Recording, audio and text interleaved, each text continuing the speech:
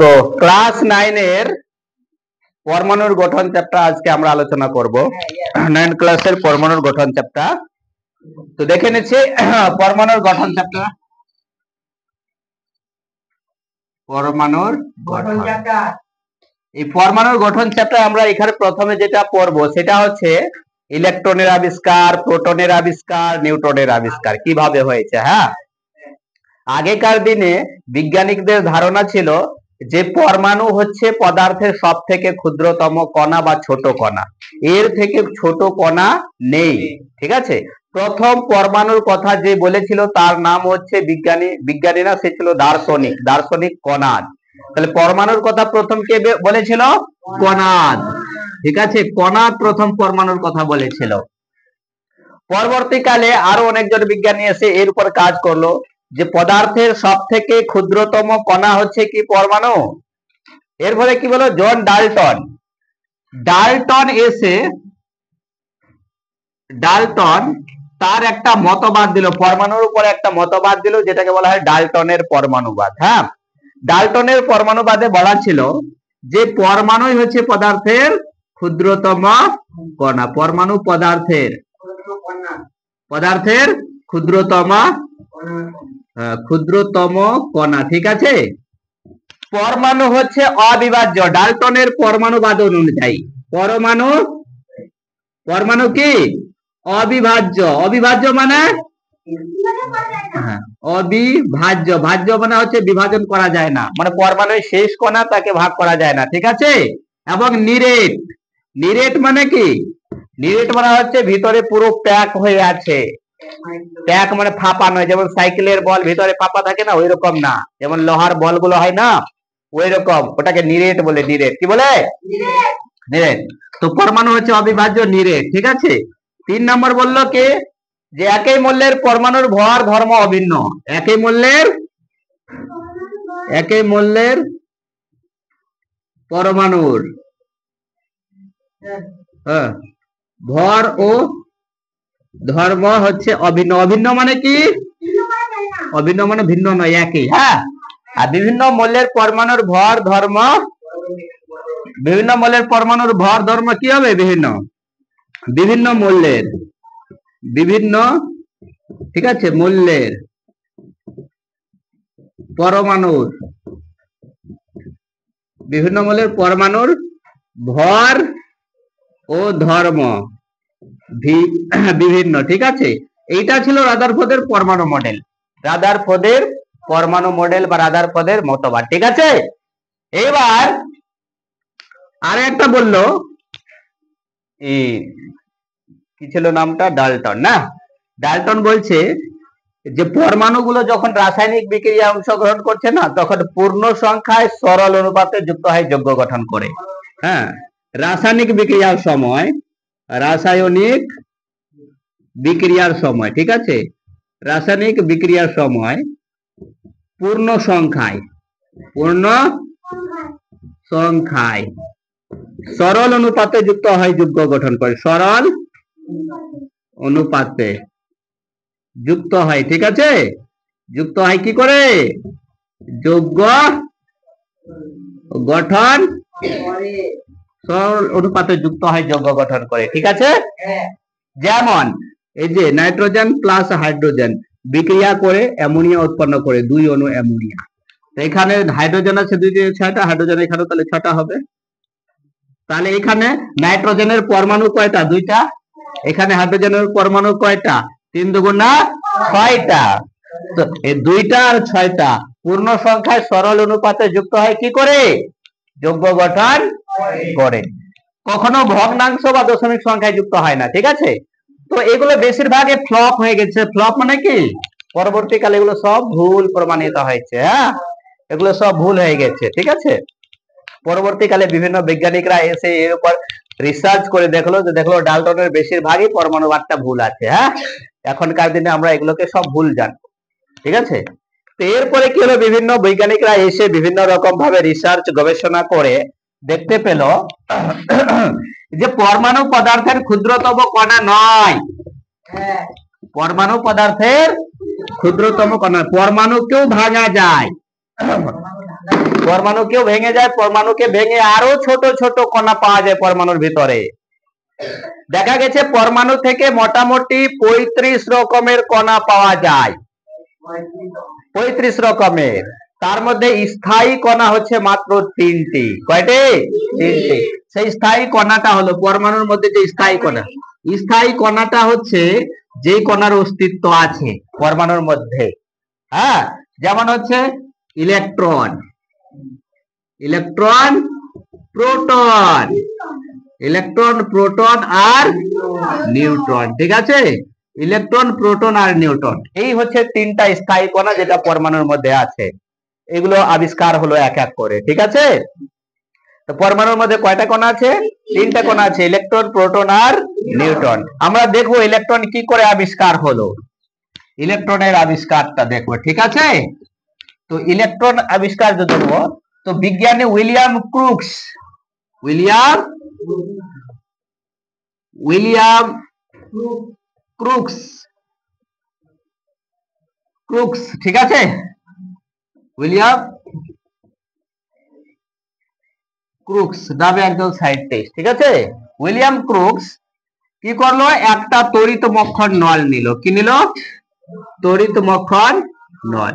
এই তড়িৎ-মক্ষণ নল অ্যাকচুয়ালি কি, তড়িৎ-মক্ষণ নল হচ্ছে একটা কাচের তৈরি আবদ্ধ পাত্র, কাচের তৈরি আবদ্ধ। এই তড়িৎ-মক্ষণ নলের মধ্যে দুই দিকে দুটা তড়িৎদ্বার থাকে, এই দিকে একটা তড়িৎদ্বার আর এই দিকে একটা তড়িৎদ্বার।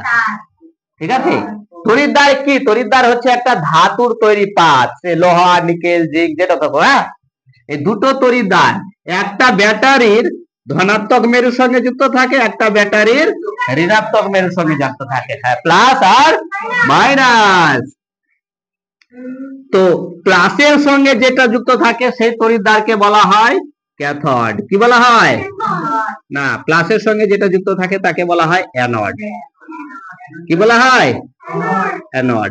আর মাইনাসের সঙ্গে যুক্ত থাকে যেটা, সেটাকে বলা হয় ক্যাথোড। মনে থাকবে, ব্যাটারির ধনাত্মক মেরুর সঙ্গে যে তড়িৎদ্বার যুক্ত থাকে তাকে ক্যাথোড, ঋণাত্মক মেরুর সঙ্গে যে যুক্ত থাকে তাকে বলা হয় অ্যানোড। হ্যাঁ, এবার মোটামুটি 10,000 ইলেকট্রন ভোল্ট, 10,000 ভোল্ট বিভব প্রভেদের মধ্য দিয়ে যদি তড়িৎ প্রবাহ পাঠানো হয়, তাহলে দেখা যায় যে এই ক্যাথোড থেকে, ক্যাথোড তড়িৎদ্বারের তল থেকে, ক্যাথোড তড়িৎদ্বারের এক ধরনের অদৃশ্য রশ্মি তীব্র বেগে অ্যানোডের দিকে ধাবিত হয়। কোন দিকে? তীব্র বেগে অ্যানোডের দিকে। এই রশ্মিটাকে বলা হয় ক্যাথোড রশ্মি। তাহলে ক্যাথোড রশ্মি কাকে বলে? ক্যাথোড রশ্মি হচ্ছে তড়িৎ-মক্ষণ নলে ক্যাথোড তড়িৎদ্বারের তল থেকে অ্যানোড তড়িৎদ্বারের দিকে তীব্র বেগে যে রশ্মি ধাবিত হয় তাকে বলা হয় ক্যাথোড রশ্মি। কি বলা হয়? ক্যাথোড রশ্মি বলা হয়। এই ক্যাথোড রশ্মি কে আবিষ্কার করেন? বিজ্ঞানী উইলিয়াম ক্রুক্স। ঠিক আছে, বিজ্ঞানী উইলিয়াম ক্রুক্স। পরবর্তীকালে ক্যাথোড রশ্মির কিছু বৈশিষ্ট্য আছে। ক্যাথোড রশ্মির বৈশিষ্ট্যটা কি? এক নাম্বার, ক্যাথোড রশ্মির বৈশিষ্ট্য যদি দেখা যায় তাহলে দেখতে পাবো, এক নাম্বার হচ্ছে ক্যাথোড রশ্মি সরল রেখা বরাবর চলাচল করে। কি রকম? সরল রেখা বরাবর। ঠিক আছে, সরল রেখা বরাবর চলাচল করে। ক্যাথোড রশ্মির গতিপথে যদি কোনো চাকা, ক্ষুদ্র চাকা যুক্ত পাখাকে রেখে দেওয়া হয় না, রশ্মিটা কি করে, ক্যাথোড রশ্মি এই চাকাটাকে ঘুরায়, ঘুরতে থাকে। কি করে? ঘুরতে থাকে। ঠিক আছে, যদি বিভবটা আরো বাড়িয়ে দিই, চাকা আরো স্পিডে ঘুরায়। তার মানে ক্যাথোড রশ্মির মধ্যে একটা গতি শক্তি আছে। কি আছে? গতি শক্তির ফর্মুলা হচ্ছে half M V square. Half M V হচ্ছে বেগ, ভি হচ্ছে ভেলোসিটি মানে বেগ, এম হচ্ছে মাস মানে ভর। ঠিক আছে, তার মানে গতি শক্তি থাকলে ওই ক্যাথোড রশ্মির মধ্যে কি আছে? গতি বেগ আছে। আছে কিনা? গতি বেগ আছে মানে ওই রশ্মিটার মধ্যে কি আছে? ভর আছে। আছে কিনা? তাহলে ক্যাথোড রশ্মি ক্ষুদ্র ক্ষুদ্র ভর বেগ যুক্ত কণা দ্বারা গঠিত, তাই না? ক্যাথোড রশ্মি কি আছে? ক্ষুদ্র ক্ষুদ্র ক্ষুদ্র ক্ষুদ্র ভর বেগ যুক্ত কণা দ্বারা, ঠিক আছে, কণা দ্বারা গঠিত। ঠিক আছে, ক্ষুদ্র ক্ষুদ্র ভরবেগ যুক্ত কণা দ্বারা গঠিত। ওকে, তো যেহেতু ওই রশ্মিটা তাহলে ক্ষুদ্র ক্ষুদ্র ভরবেগ যুক্ত কণা দ্বারা গঠিত, আরো দেখা গেছে যে এটাকে যদি তড়িৎ ক্ষেত্রে বা চৌম্বক ক্ষেত্রে আমি রেখে দিই না, তাহলে এই রশ্মির বিক্ষেপণ হয়। তড়িৎ ক্ষেত্র বা চৌম্বক ক্ষেত্র হচ্ছে ওর মধ্যে একদিকে প্লাস চার্জ থাকবে, একদিকে নেগেটিভ। তাহলে দেখা যাচ্ছে রশ্মিটা প্লাসের দিকে বিক্ষিপ্ত হচ্ছে। কোন দিকে? তার মানে এই ক্যাথোড রশ্মির মধ্যে একটা আধান আছে, সেই আধানটা কি আছে? ঋণাত্মক। কি আছে? ঋণাত্মক, নেগেটিভ। প্লাসের দিকে যাচ্ছে, তার মধ্যে মাইনাস কোন চার্জ আছে? মাইনাস। তাহলে ক্যাথোড রশ্মি হচ্ছে মাইনাসের দিকে, প্লাসের দিকে যাচ্ছে, মানে ক্যাথোড রশ্মির মধ্যে যে চার্জ আছে, আধান আছে, সেটা কি মাইনাস। তো ক্যাথোড রশ্মি হচ্ছে কি? ঋণাত্মক। কি? ঋণাত্মক আধান যুক্ত না, আধান যুক্ত কণা, কণা দ্বারা গঠিত, কণা দ্বারা গঠিত। সেই কণাটার নাম দিয়েছিল J J Thomson, scientist J J Thomson বললো, জে জে থমসন বললো যে ক্যাথোড রশ্মির মধ্যে ক্ষুদ্র ক্ষুদ্র ভরবেগ যুক্ত ঋণাত্মক আধান দ্বারা গঠিত যে কণা আছে, সেই কণাটার নাম, সেটা কণা আছে না, সেই কণাটার নাম হচ্ছে ইলেকট্রন। যদিও নামকরণটা অন্যজন করেছে, নামকরণ করেছে স্টোনি, কিন্তু ইলেকট্রন আবিষ্কার কে করেছে? থমসন। মানে থমসন বলছে যে ক্যাথোড রশ্মির মধ্যে ছোট ছোট ভরবেগ যুক্ত কণা দ্বারা গঠিত সেই কণাটা আছে, যার আধান হচ্ছে ঋণাত্মক। ক্যাথোড রশ্মি ছোট ছোট কণা দ্বারা গঠিত, সেই কণাটার চার্জ হচ্ছে নেগেটিভ। হ্যাঁ, নামকরণ, সেই কণাটার নামকরণ করেছে স্টোনি, নামকরণ স্টোনি করেছে। আবিষ্কার কে করলো তাহলে? ইলেকট্রন। যে যে থমসন ইলেকট্রন আবিষ্কার করলো। তাহলে আমরা দেখতে পেলাম পরমাণুর মধ্যে একটা কণা আছে, যে কণাটার চার্জ হচ্ছে নেগেটিভ না মাইনাস। কি আছে? মাইনাস। ঠিক আছে, এইভাবে ইলেকট্রনের আবিষ্কার হলো। এইভাবে কি হলো? ইলেকট্রনের আবিষ্কার হলো। থমসন এইটুকু বলে দিল, থমসন এইটুকু বলে দিল যে যেহেতু পরমাণু নিস্তড়িত, নিস্তড়িত মানে কি? কোনো চার্জ নাই। পরমাণু নিস্তড়িত মানে পরমাণুর মধ্যে কোনো চার্জ নেই, তাই না? তো নেগেটিভ কণা যদি আমি পেয়ে থাকি, তাহলে প্লাস পজিটিভ কণাও প্রেজেন্ট আছে পরমাণুর মধ্যে, নাহলে পরমাণু প্লাস মাইনাসে নিউট্রাল হবে না। পরমাণু হচ্ছে নিউট্রাল মানে প্রশমিত, পরমাণুর কোনো চার্জ থাকে না প্লাস মাইনাস। তো মাইনাস নামে কণাটা আবিষ্কার করলো, মাইনাস নামে একটা কণা আছে পরমাণুতে, তাহলে অবশ্যই প্লাস না, প্লাস বলে কোনো কণাটাও থাকতে পারে, বলে প্লাস মাইনাসে প্রশমিত হবে না। তো পরবর্তীকালে সেই বলে দিল যে আরো কোনো একটা কণা আছে, যে কণাটা চার্জ পজিটিভ হবে। হ্যাঁ, পরবর্তীকালে এর উপর কাজ করলো রাদারফোর্ড। কে কাজ করলো? রাদারফোর্ড। তো রাদারফোর্ডের পরমাণু মডেল আমরা পরীক্ষা দেবো, অনেক বড় পরীক্ষা আছে, সেই পরীক্ষা থেকে আমরা জানতে পারবো যে পরমাণুর মধ্যে ধনাত্মক আধান যুক্ত একটা কণা আছে। কণা আছে, ঠিক আছে। রাদারফোর্ড একটা আলফা কণার বিচ্ছুরণ পরীক্ষা করলো। সেই আলফা কণার বিচ্ছুরণ, এখানে কি করলো? কিছু তেজস্ক্রিয় রশ্মি দিল, তেজস্ক্রিয়। এবার তোরা তেজস্ক্রিয় রশ্মি, হ্যাঁ, এবার তেজস্ক্রিয় রশ্মি মানে উৎস হিসাবে কিছু তেজস্ক্রিয় পদার্থ নিল। এবার তেজস্ক্রিয় পদার্থটা কি? তেজস্ক্রিয় পদার্থ আছে, কিছু কিছু পদার্থ আছে যেগুলো থেকে এক ধরনের রশ্মি কন্টিনিউ সব সময় নির্গত হতে থাকে। হ্যাঁ, সেই পদার্থ রশ্মি বের হতে থাকে তেজস্ক্রিয় পদার্থ থেকে এক ধরনের রশ্মি, সেই পদার্থকে বলা হয় তেজস্ক্রিয় পদার্থ।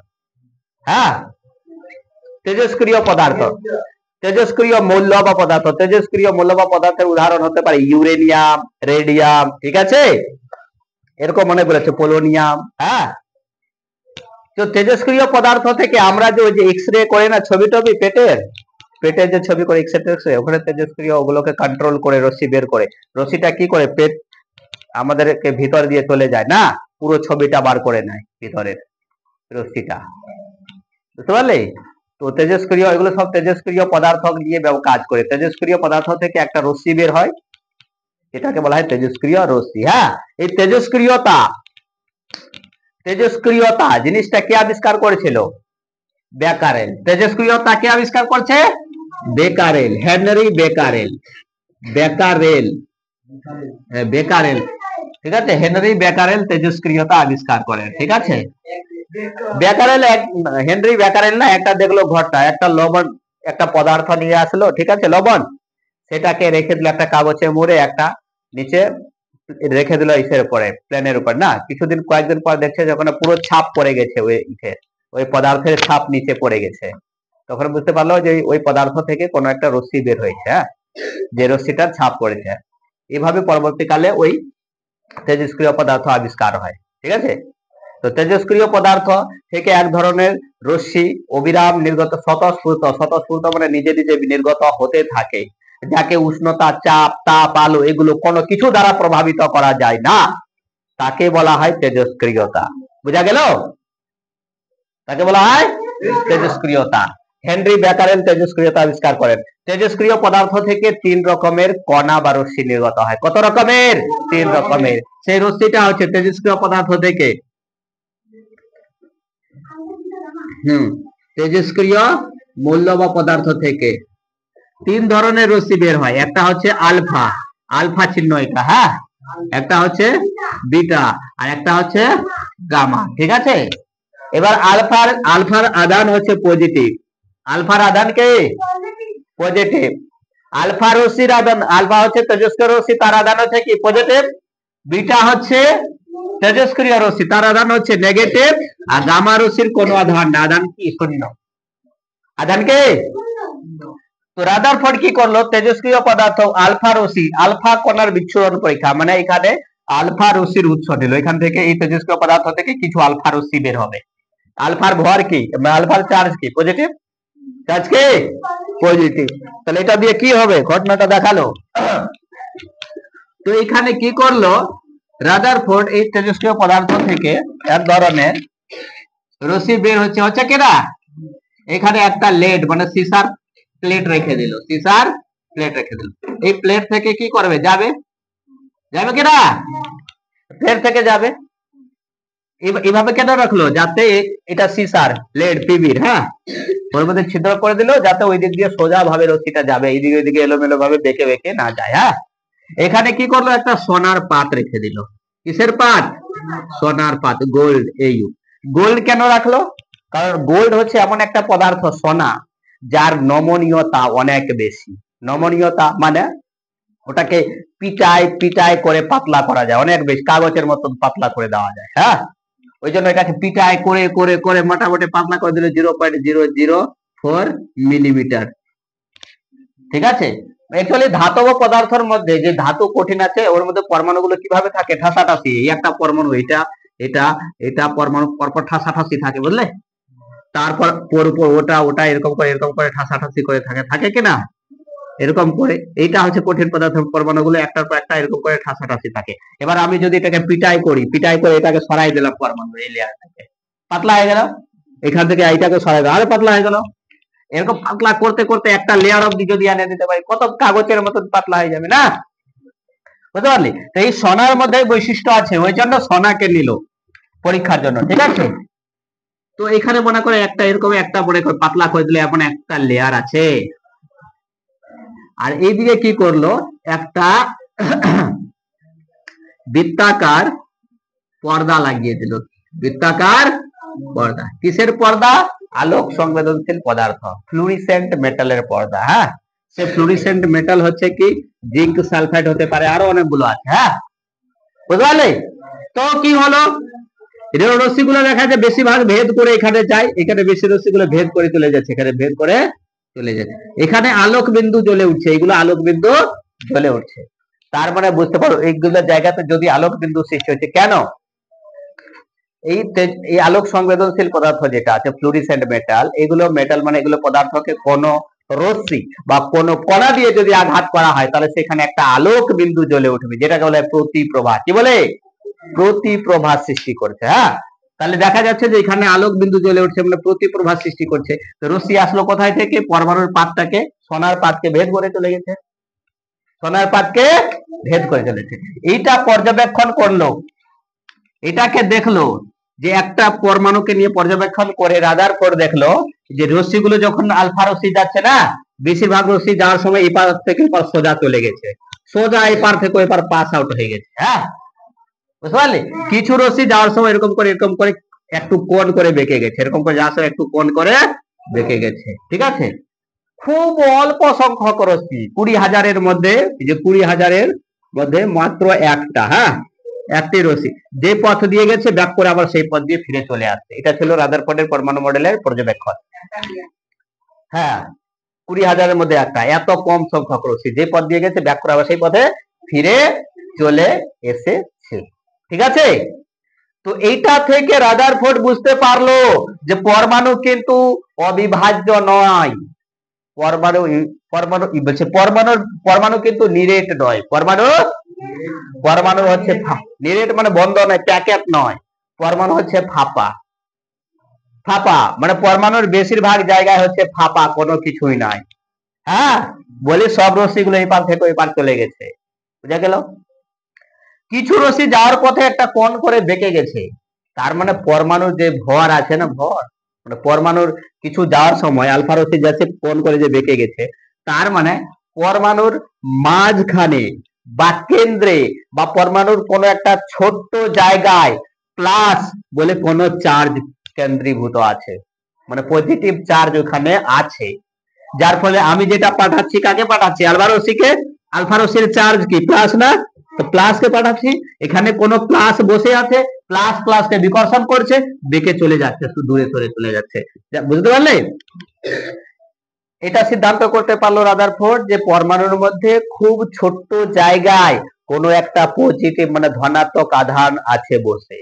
হ্যাঁ, এবার একটা রশ্মি যে পথ দিয়ে গেছে আবার ওই পথ দিয়ে ছিটকে বেরিয়ে চলে আসছে, এটা থেকে রাদারফোর্ড সিদ্ধান্ত নিল যে পরমাণুর যে ভর, সেই ভরটা হচ্ছে পুরো পরমাণুর ভর পরমাণুর মাঝখানে বা কেন্দ্রে বা কোনো একটা ছোট্ট জায়গায় কেন্দ্রীভূত আছে। হ্যাঁ, মানে ওই কেন্দ্রীভূত আছে একটা কণার মধ্যে, ঠিক আছে। সেই কণাটার ভরটাই হচ্ছে ওই পরমাণুর ভর, যার ফলে আমি একটা ভারী কণা পাঠাচ্ছি, ভারী আলফা কণা হচ্ছে ভারী কণা, আর ওখানে কোনো ভারী কণা বসে আছে বলে দুটাকে ধাক্কা মারছে, ছিটকায় বেরিয়ে চলে আসছে। হ্যাঁ, ভারী কণা ভারীর সঙ্গে ধাক্কা মারলে কি হবে? একজন ছিটকে বেরিয়ে চলে আসবে না, বুঝতে পারলি? সেই কণাটার নাম দিল রাদারফোর্ড প্রোটন। তাহলে প্রোটন কে আবিষ্কার করলো? প্রোটন কে আবিষ্কার করলো? রাদারফোর্ড। এইভাবে আমরা প্রোটন আবিষ্কার করলাম, ঠিক আছে। রাদারফোর্ড বলল এই প্রোটন পরমাণুর যেখানে কেন্দ্রীভূত আছে, পরমাণুর যে ছোট্ট জায়গায় কেন্দ্রীভূত আছে সেটার নাম দিয়েছে রাদারফোর্ড। কি নাম দিয়েছে? নিউক্লিয়াস। কি নাম দিয়েছে? তাহলে নিউক্লিয়াস কে আবিষ্কার করলো? হ্যাঁ, রাদারফোর্ড নিউক্লিয়াস আবিষ্কার করলো, ঠিক আছে। তাহলে নিউক্লিয়াসের চার্জ কি হবে? পজিটিভ। নিউক্লিয়াস চার্জ কি? পজিটিভ, বুঝতে পারলে? এটা ছিল রাদারফোর্ডের পরমাণু মডেল। হ্যাঁ, পরবর্তীকালে বিজ্ঞানী নিলস বোর নামে এক সায়েন্টিস্ট এসে রাদারফোর্ডের পরমাণু মডেল তাকে আরো মডিফাই করলো। হ্যাঁ, রাদারফোর্ডের পরমাণু মডেলটাকে আরো, রাদারফোর্ড তার পরমাণু মডেল থেকে অনেক কিছু বলতে পারেন। তো রাদারফোর্ড একটা জিনিস তার মডেলের মধ্যে বললো যে পরমাণুর দুটা অংশ আছে। কটা অংশ? দুটা, একটা হচ্ছে বাইরের অংশ, একটা ভিতরে। তাহলে ভিতরের অংশে, পরমাণুর ভিতরের অংশে আছে কে? প্রোটন, প্লাস না, আর বাইরের অংশে আছে কে? ইলেকট্রন, ঠিক আছে। এরকম বাইরের অংশ আছে নেগেটিভ চার্জযুক্ত ইলেকট্রন, ঠিক আছে, বুঝা গেল? তো এই ছিল রাদারফোর্ডের পরমাণু মডেল। রাদারফোর্ডের পরমাণু মডেল অনুযায়ী পরমাণুর দুটো অংশ আছে, একটা পরমাণু নিউক্লিয়াস যেটা ভিতরের অংশ, অভ্যন্তরীণ অংশ, আর একটা হচ্ছে বাইরের অংশ যেটাকে বলা হয় ইলেকট্রন মহল। তার মানে নিউক্লিয়াসকে কেন্দ্র করে বৃত্তাকার কক্ষপথে ইলেকট্রন গুলো ঘুরছে। হ্যাঁ, আর প্রোটনের চার্জ প্লাস, ইলেকট্রনের চার্জ মাইনাস, দুটা চার্জ সমান সমান আছে, ঠিক আছে। এটা ছিল রাদারফোর্ডের পরমাণু মডেল। বোরের পরমাণু মডেলটা আমরা দেখব। বোরের পরমাণু মডেলটা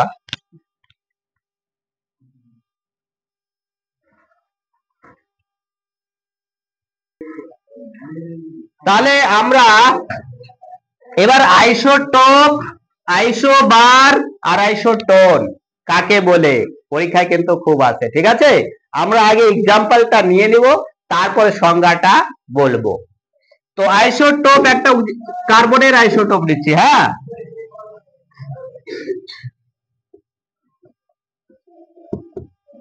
এবার একটা জিনিস বলি, এই যে নিচের যেগুলো আছে না, এগুলোকে বলা হয় পারমাণবিক সংখ্যা। কি বলা হয়? আর উপরে যেগুলো আছে না, ওটাকে বলা হয় ভর সংখ্যা। তাহলে ওটাও আমাদের সংখ্যা মনে রাখতে হবে। পারমাণবিক সংখ্যা কাকে বলে? পারমাণবিক সংখ্যা। পারমাণবিক সংখ্যা হচ্ছে কোন মৌলের পরমাণুর মধ্যে উপস্থিত প্রোটন সংখ্যাকে বলা হয় পারমাণবিক সংখ্যা।